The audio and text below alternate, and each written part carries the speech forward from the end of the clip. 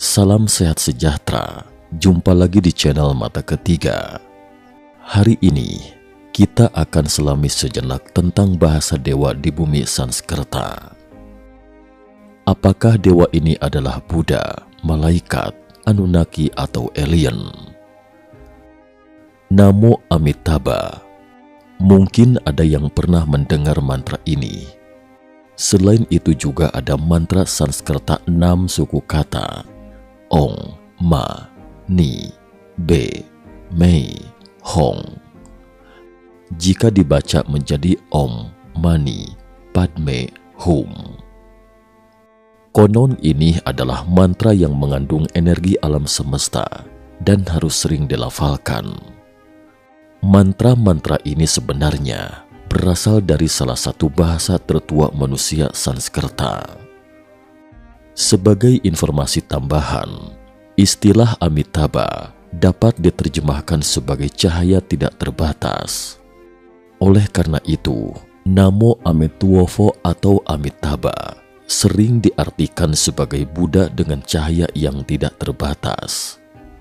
Ini merupakan bentuk salam yang digunakan dalam agama Buddha untuk meneguhkan keyakinan. Sampai saat ini, bahasa Sanskerta menjadi salah satu bahasa resmi yang digunakan di negara India karena berhubungan erat dengan agama Hindu dan Buddha. Di daerah India sendiri, bahasa Sanskerta banyak digunakan dalam beberapa acara dalam agama Hindu atau beberapa perayaan besar kenegaraan lainnya. Namun, hanya ada lebih dari 14.000 orang di India yang berbicara bahasa Sanskerta sejak kecil. Menurut sensus India 2001, India memiliki 122 bahasa utama dan 1.599 bahasa lainnya. Namun, terdapat jumlah yang berbeda dari berbagai sumber lainnya, utamanya karena perbedaan definisi dalam istilah bahasa dan dialek. Sensus 2001 menyatakan bahwa 30 bahasa digunakan oleh lebih dari 1 juta penduduk asli dan 122 bahasa dipakai oleh lebih dari 10.000 orang. Jika dijumlahkan ragam dialeknya yang bermacam-macam, jumlahnya ada lebih dari 19.000, sehingga besar kemungkinan orang India dan India sendiri tidak bisa saling memahami bahasanya. Yang paling unik di antara ribuan bahasa ini adalah bahasa Sanskerta. Sanskerta disebut sebagai bahasa dewa, bukan bahasa yang digunakan manusia. Dalam buku catatan Tang Agung mengenai Siu atau perjalanan ke kawasan barat, Xuan Chang mencatat secara rinci teksnya yang dibuat oleh Brahma dalam 47 huruf. Artinya bahasa Sanskerta diciptakan oleh Brahma, dewanya masyarakat Hindu di India. Biku Buddha Xuanzang 602 hingga 664 Masehi mengatakan bahwa ada 47 huruf, bukan 47 kata. Sanskerta memiliki 47 bunyi bahasa. Pada awalnya, Sanskerta tidak memiliki tulisan, hanya mengandalkan bunyi untuk mengungkapkan maknanya. Ini sangat mirip dengan sejumlah keyakinan agama di dunia. Dalam kitab Kejadian tercatat, Tuhan berfirman, "Jadilah terang," maka terang itu jadi, dan penciptaan lainnya hanya dengan ucapannya. Kata-kata atau ucapannya ini mengandung energi dan dapat menciptakan apapun sesuai kehendaknya. Mantra-mantra ini mengandung energi, sehingga orang-orang yang telah menggunakan bahasa Sanskerta selama ribuan tahun sangat yakin bahwa bahasa Sanskerta tidak dapat ditulis, hanya dapat diucapkan. Hanya dengan memulihkan suara-suara misterius itulah makna sebenarnya dari bahasa Sanskerta dapat diungkapkan. Artinya, Sanskerta adalah satu-satunya bahasa di dunia yang pengucapan dan intonasinya tidak berubah selama lebih dari 5.000 tahun sejak awal mula hingga saat ini. Sungguh menakjubkan. Jenis tulisan Sanskerta yang kita lihat sekarang adalah aksara Dewanagari, aksara yang dipakai untuk menuliskan bahasa Sanskerta yang tumbuh pada abad ke-7 hingga 9 Masehi dan masih digunakan hingga saat ini. Di dalam Alkitab juga tercatat bahwa Tuhan adalah cahaya. Cahaya dan terang adalah dua konsep penting dalam ayat Alkitab yang memiliki makna simbolis dan spiritual. Mereka mewakili kehadiran Tuhan, kebenaran, petunjuk hidup, dan panggilan untuk menjadi saksi bagi dunia. Cahaya dan terang merupakan gambaran yang sering digunakan dalam Alkitab untuk menggambarkan Tuhan dan kehadirannya dalam kehidupan umat manusia. Menurut fisika kuantum, cahaya adalah partikel juga gelombang. Ketika partikel bergetar, akan menghasilkan suara dan akan terjadi gelombang elektromagnetik ketika gelombang cahaya bergetar. Para ilmuwan menduga bahwa DNA pertama di alam semesta, baik itu manusia atau entitas luar angkasa, kemungkinan besar adalah hasil dari gelombang ini. Di salah satu dari 4 universitas tertua di Oxford, yaitu Oxbridge, gabungan kata dari Oxford dan Cambridge, dan Universitas Glasgow. Moto universitas mereka adalah "The Lord is my light". Mereka membuat sebuah percobaan dan menemukan bahwa DNA makhluk hidup di bumi secara otomatis akan mengeluarkan suara, memungkinkan DNA melakukan semacam instruksi. Frekuensi suara ini adalah terahertz, 1 miliar kali kecepatan sinyal suara yang kita dengar saat ini.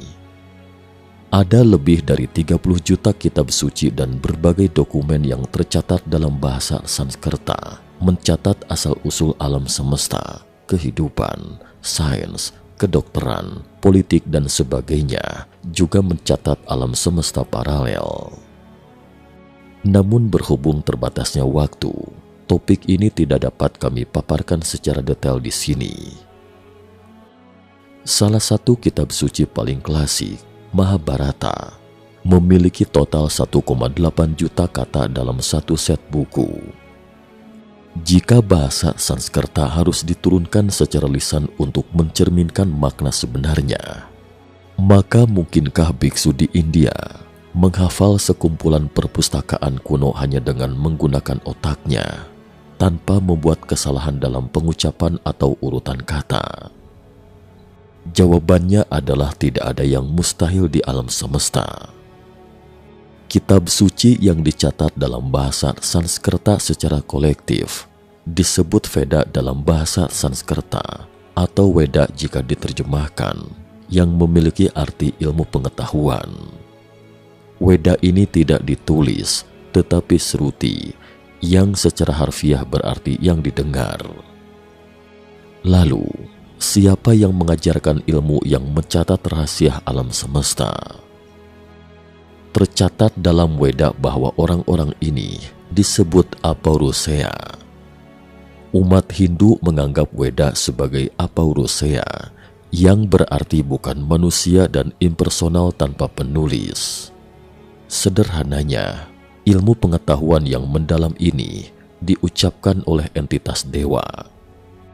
Manusia harus mampu mengingat setiap kata, tidak boleh berubah satu suku kata pun, dan menghafal semuanya.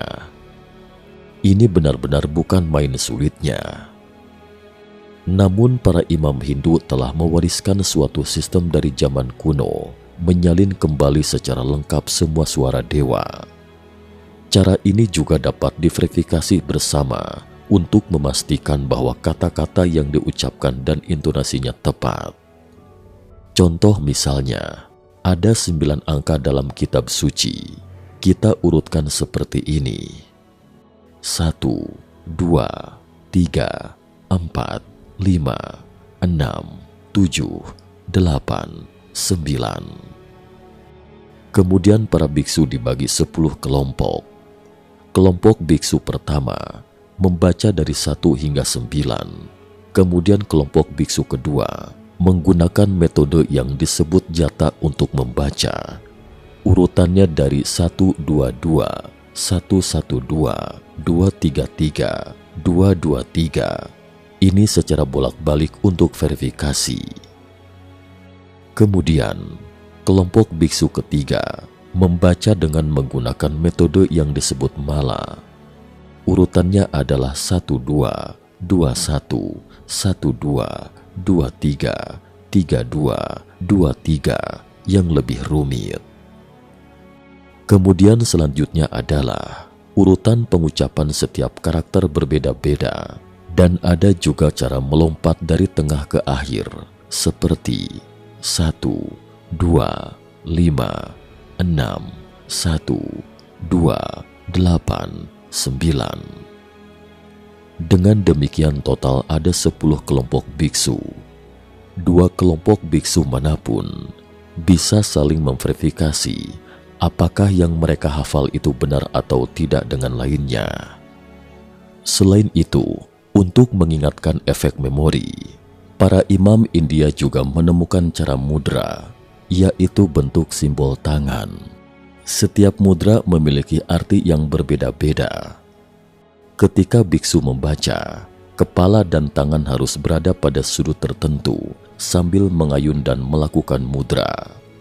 Dengan demikian, dapat mencapai efek pembacaan menyeluruh 360 derajat. Belakangan, mudra ini diwarisi oleh agama Buddha dan menjadi mudra meditasi Vajra Mudra. Selain itu, bahasa Sanskerta mungkin adalah aksen yang diucapkan oleh orang-orang yang membangun piramida besar Giza pada zaman kuno. Dewa matahari Mesir kuno disebut Ra. Ada juga kata dalam bahasa Sanskerta yang juga diucapkan Ra, yang artinya cahaya. Namo Amitabha merupakan penghormatan terhadap cahaya yang tak terbatas.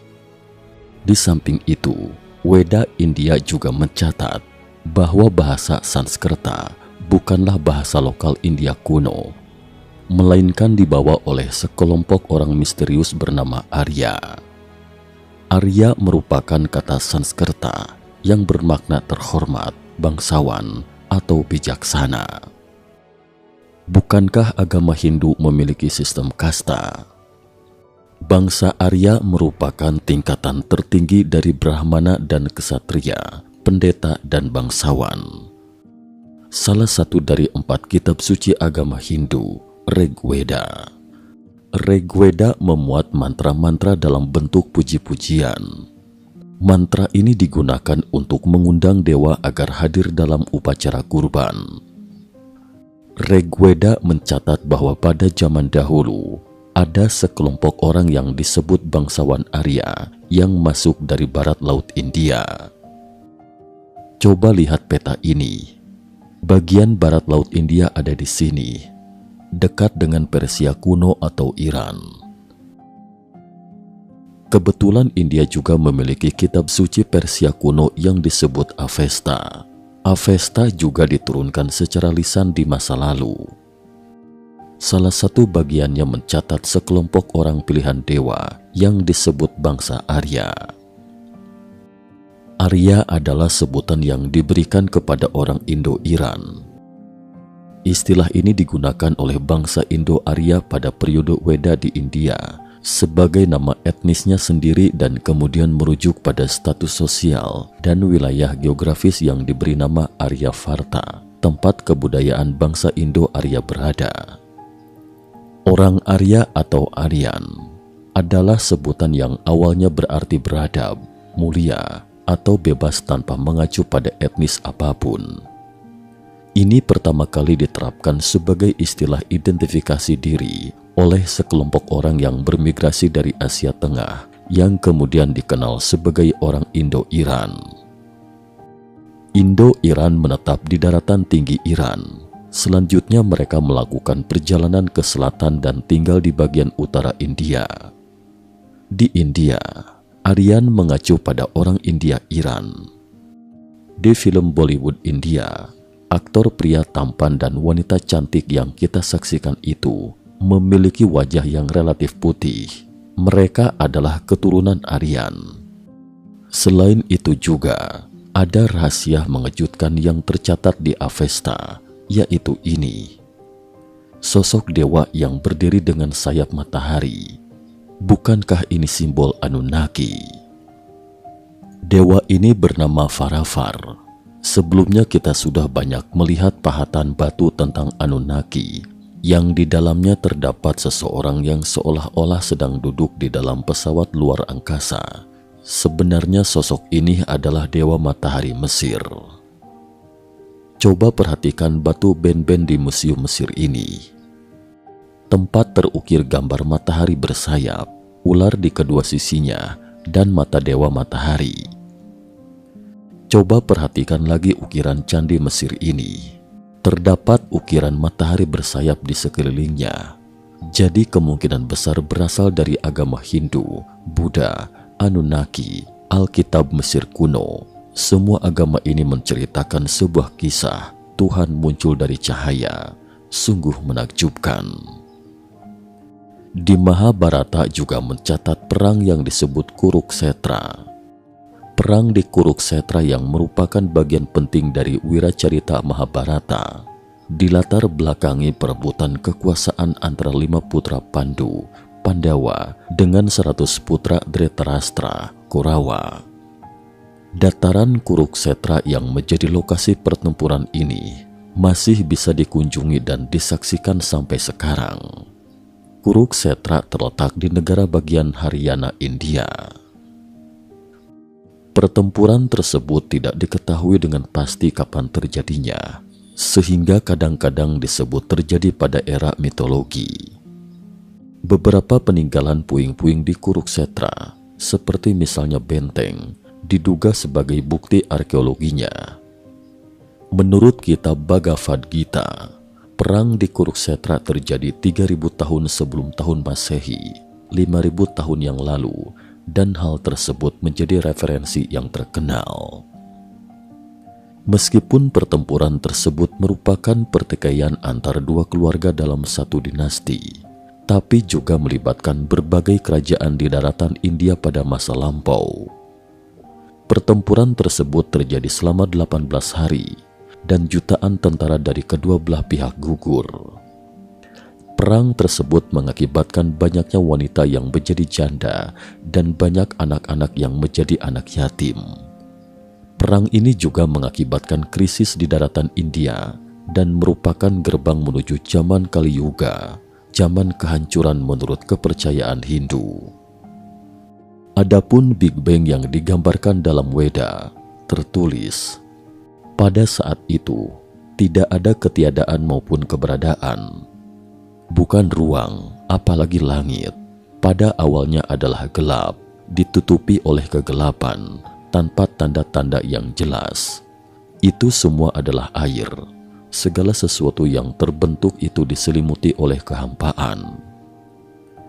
Dewan, yang terlahir dari panas, para dewa muncul seiring penciptaan alam semesta. Apakah memang kehendak dewa yang menciptakannya, ataukah dia diam saja? Hanya yang mengawasinya di surga tertinggi yang tahu. Hanya dia yang tahu, dan mungkin dia juga tidak tahu. Sangat filosofis, bukan? Dewan di sini mungkin adalah Tuhan di semesta. Ia mengatur segala hal di alam semesta. Ia juga merupakan pencipta dari semua kehidupan. Sosok Dewan ini hidup jauh sebelum penciptaan itu ada. Dewan alam semesta berasal dari titik panas di kehampaan. Singularitas Big Bang, kemudian para dewa baru diciptakan. Tetapi mengapa semua ini diciptakan? Rigveda bertanya sendiri, ada dewa tertinggi di surga yang mengawasi. Tapi mengapa apakah dunia ini diciptakan? Mungkin hanya pengawas surgawi tertinggi yang tahu, mungkin dia juga tidak tahu. Artinya tidak ada di antara kita yang tahu cerita yang lebih jauh tentang Big Bang. Weda juga mencatat bahwa ada sebuah gunung bernama Gunung Meru yang berpusat pada sumbu rotasi bumi. Gunung ini kemungkinan besar adalah sebuah galaksi yang sangat besar. Gunung Meru terbagi menjadi 14 alam semesta dari atas ke bawah. Gunung Meru adalah gunung suci dalam kosmologi Hindu dan kosmologi Buddha serta kosmologi Jain, dan dianggap sebagai pusat alam semesta, baik secara fisik maupun metafisik spiritual. Gunung ini merupakan tempat bersemayam para dewa, terutama Dewa Brahma dan dewata lainnya. Agama Hindu mengenal loka-loka atau alam-alam. Menurut pandangan agama Hindu, terdapat 14 loka atau alam, yakni 7 lapisan loka ke atas dan 7 lapisan loka ke bawah. 14 loka ini dikelilingi oleh berbagai jenis air. Di antara 14 loka ini, tingkat paling atas disebut Satya Loka atau Brahma Loka, merupakan kediaman penguasa satu alam semesta, yakni Dewa Brahma.